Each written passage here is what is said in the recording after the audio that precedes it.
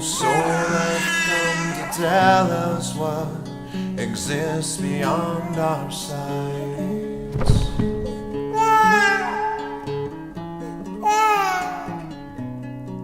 What exists beyond our sights. Hi, I'm B.T. Lowry, founder of StoryPaths, also known as Venugopal Das. And today I'd like to talk to you about one of the most profound experiences in my own little life, which isn't necessarily saying much, and that is the departure of my father, the death of my father when I was about 18 years old. It was a very heavy experience for me, and it made me think very seriously about what this little life of ours is and what might be beyond its confines of birth and death.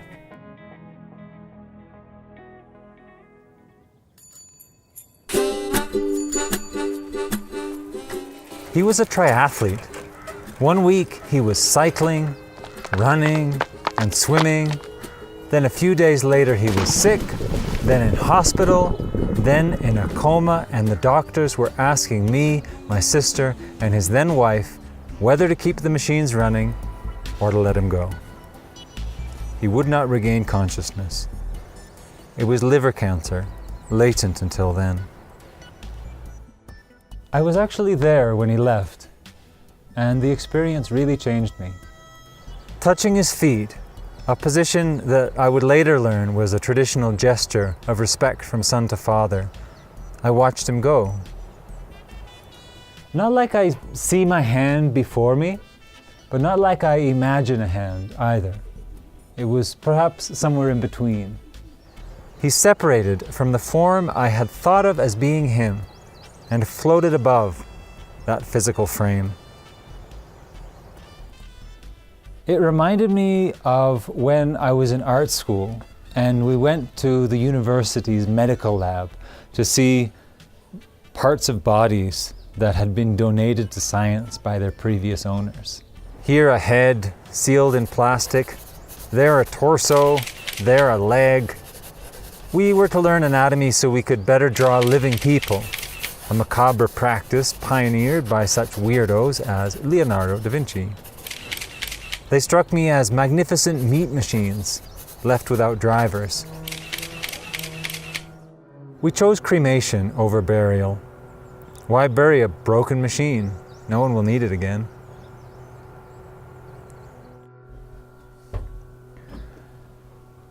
My father dying was like having a pillar removed from my life. One of the most important parts.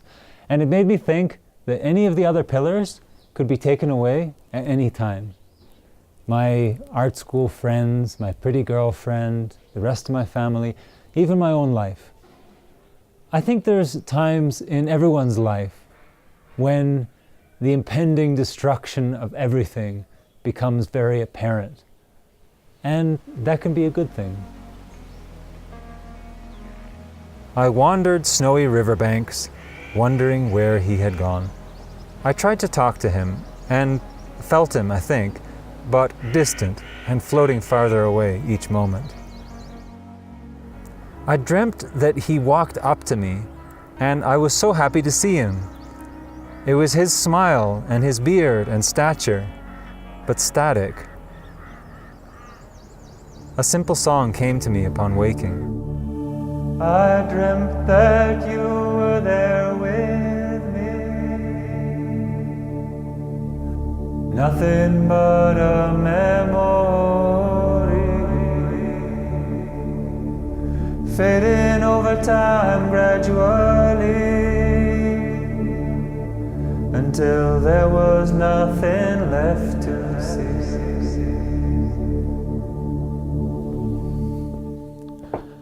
I felt him retreating from my life, not out of existence, but just out of my own awareness and out of my own memory, becoming more distant from me. And it made me wonder, where did he go?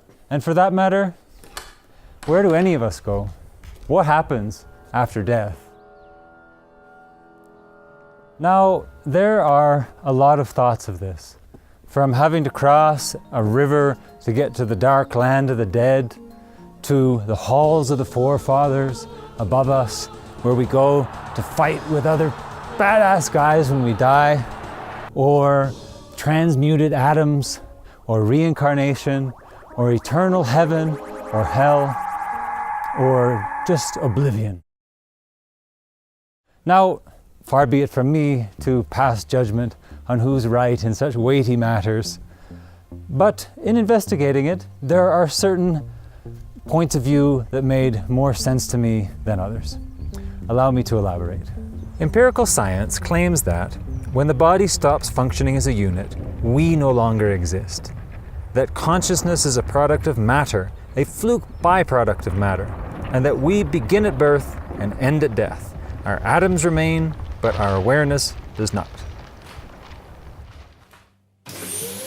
Now, to me, this is part of a ridiculous effort to explain everything, the vast range of subtle and tangible experiences a human can have, music and art and love, religion, previous cultures and our own, science and scientists themselves.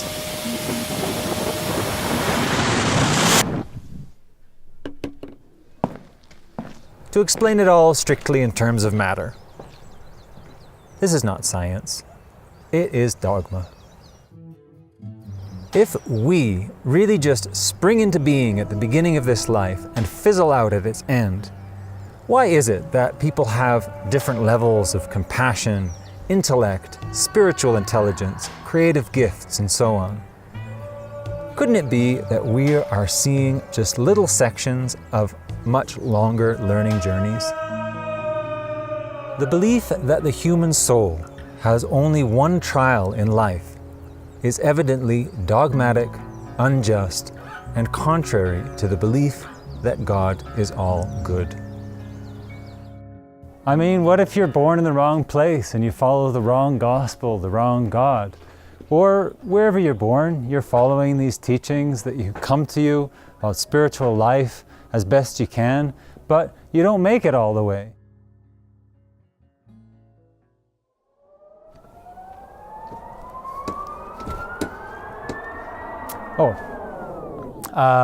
Anyway, so our little video is drawing to an end, and I fear without reaching any ultimate conclusion, but a little exploration of these matters can't hurt. For myself, after these investigations, I came to accept the transmigration of the soul, the passing of the soul from body to body. We have lessons to learn. If we don't finish them in one life, we continue them in the next. And I found explanations of these in Eastern texts, like Bhagavad Gita. It was my father's death that forced me to consider these things. And for this gift, as well as for being a good father, I'm grateful to him.